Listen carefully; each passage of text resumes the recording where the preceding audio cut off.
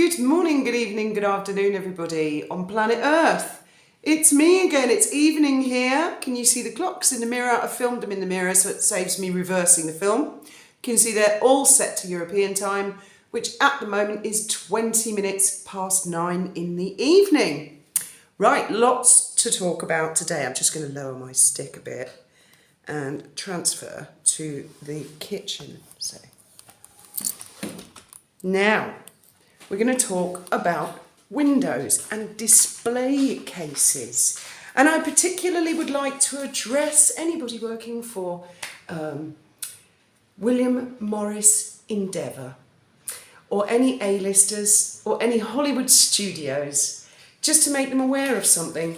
And I've been busy allowing them to see the following. Now, what I want to explain about my experiment on X, which is going extremely well at the moment, it's exceeding expectations actually, is that this Sussex squad, got to let the cat in, sugars, they have been abusing and been utterly vile to people for many years now, in the name of Meghan Markle. Let's not forget Christopher Boozy associates with them, and Christopher Boozy starred on Harry and Meghan's Netflix docu-series, of which they had full editorial control. So what I'm doing on X is I'm laying myself open like a piece of meat. Think of me as a shop window, a display cabinet. And they come along and they throw their insults, and I'll give anyone working at WME a little taste of what's going on, just in case they've missed it. And then this will explain why nobody wants to work with Markle. This is the reason. It's the sugars themselves. So, without further ado, and it really is water off a duck's back to me. It makes no difference. In fact, the more the merrier. I'm almost actively inviting it. I'm fat, ugly, old, wrinkly, hoe and a whore, a liar, a pathological liar. I have depravity and tragedy of hate-filled content. I gnash my teeth, I cry, I bully, I'm a racist. I'm doing a great job of showcasing myself as a bully. Well, I guess anyone at William Morris Endeavour can look up any of my videos and make their own mind up, as well as passers-by, and there have been innocent passers-by who, thank you for commenting on X, have said, I didn't know anything about any of this, and I've just seen the disgusting behaviour of the sugars. So it's really for bystanders. I'm a deranger. There's plenty of evidence of my abusive, racist, harassing behaviour. Is there? I've yet to see it. I'm a grifter. I'm an alcoholic. I'm mentally ill. I'm gaslighting. I'm a perpetrator of online bullying. I need to get a GoFundMe campaign to buy a comb, makeup and hairdo because I'm so ugly. I'm a victim. I'm unwashed. I have a filthy house. I'm a druggie, I'm a criminal, and I'm a slapper. And they put my face on the side of a mug that says, dirty old slapper, or something like that. Burn in hell, and there were one or two others, but I won't bore you with any further because I'm sure all of you have had exactly the same abuse. In fact, I've never come across this before, where a celebrity or a politician or any public figure has a vicious and highly orchestrated fan base that go around threatening and abusing anybody who doesn't agree with them, or anybody who fails to less than worship their person. I mean, can you imagine a politician campaigning on a political trail and saying to supporters, fucking vote Labour, you fat old hag? Yeah, I don't think that would be much of a winner, do you? Or, hey slag, vote Conservative. No, I'm guessing that wouldn't be much of a winner either. Not much of a vote winner at all. Or what about famous celebrities, if they had these fan bases that went round calling people whores and hoes and drug addicts and liars, and said there's plenty of evidence. So what my X account at the moment is Exhibit A. It is full of this evidence for anybody to come and look. Some of them have cottoned on to what's going on. Some of them were quite quick to cotton on about a week ago. A lot not so quick to catch up. Some of them tonight have said to me, why do you keep copying in William Morris Endeavour? You wannabe actress. No, that's not why I've been putting at WME. That's also not why I've been copying in Rethink Citizens, One Young World, World Vision, Centre for Humane Technology and Cyber Collective, as well as Better Up. Yes, I've been copying in all of those organisations with a pointy finger saying, example, Meghan Markle fan. It's a very, very sad state of affairs. And then I see, of course, Omid Scobie is going to release his next book called Endgame. Now this afternoon I thought I'd give old Windsor another chance. So I've been rereading his book and pretty much read half of it this afternoon, just skimming through because I think, oh, I remember him saying that, and what came across to me was it is just a whinge fest. He's just whinging and whinging and whinging. He's absolutely certain that people at the palace had it in for him, that his family were briefing against him with the press, that the staff that worked there had it in for him and his wife, that her family were leaking and had it in for his wife. He's convinced the entire world is against his wife, and as a lot of you have suggested, perhaps if she was looking for a sponsorship deal, Tanner Lady would be a good one for ladies who leak. It does make me wonder, as it would appear to me, in my opinion, and yes, sugars, I'm allowed my own opinion, and this is my opinion, that Harry and Meghan are very much on the rocks and are going to split up any day now, publicly. I reckon they split up about last September. And perhaps Harry's woken up to the fact, took him a while, that maybe the leaks are coming from one particular place. Can you imagine when that penny drops, or if that penny has already dropped? That's going to be quite a shocking and horrific moment for old Windsor, isn't it? When he's written books and given interviews and slagged everybody off, and then he finds out after all that, perhaps he was sleeping with the enemy. These are my opinions. So, firstly we had Finding Freedom, which told one version of the story. I've read Finding Freedom. Then there was Harry's Spare, where he's sort of gone along, roughly speaking, with a similar version, but there are some fundamental differences in the story that don't tie up. Now there's going to be Endgame. There's also been the Oprah interview. Now each time these attacks have happened, these are phenomenally negative things that they're throwing out there. And they're all acts of self-harm and self-destruction. I mean, what self-respecting Hollywood studio, A-lister, streamer, whether it's Audible, Spotify, whoever, who would want to invite someone who might go on Oprah and make loads of allegations and has a fan base that comes out with this crap? Who would want to touch something that toxic? I can't imagine. Let's put it into terms that I would understand.